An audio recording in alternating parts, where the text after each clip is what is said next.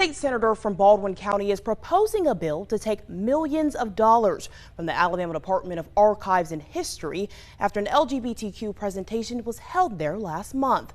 WKRG News 5's Jeremy Jones joins us in the studio. And Jeremy, you spoke with that senator as well as the department and LGBTQ activists who aren't happy about this. Yeah, I sure did, Shamani. I spoke with State Senator Chris Elliott, who says this money was extra that was given to the department. And he says the money will go to other departments within the state. And the LGBTQ activist I spoke with today says that this is harmful.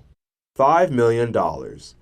That's how much will be taken from the Alabama Department of Archives and History in state funding if proposed legislation from State Senator Chris Elliott gets signed into law. This is just a very simple piece of legislation that just simply changes an appropriation. Every third Thursday of each month, the department holds their Food for Thought series, where speakers will go to the museum to discuss various topics in Alabama history.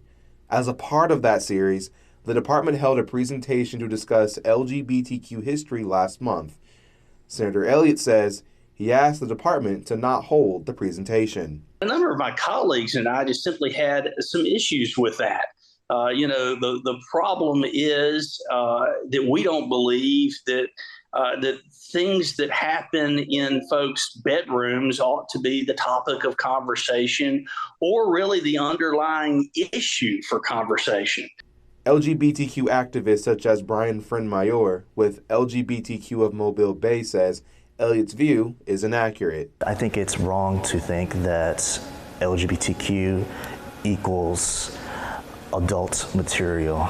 It's not. Senator Elliott plans for his bill to be signed into law during special session on July 17th. In response to his proposal, the Alabama Department of Archives and History sent us a statement that says in part, "We hope that upon closer examination of the Food for Thought installment, legislatures will agree that it was a program about historical figures and the use of historical records in understanding the past, topics appropriate to the mission of the agency."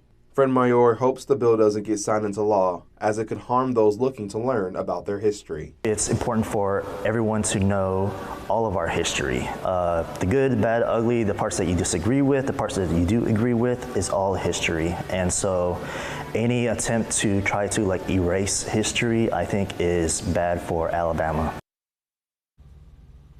And the Alabama Department of Archives and History also tells me that the money Senator Elliott is looking to remove from them was not towards the funding for the operations, but for the two other projects that they were working on. And Senator Elliott says he expects Governor Ivey to sign this bill into law on special session July 17th.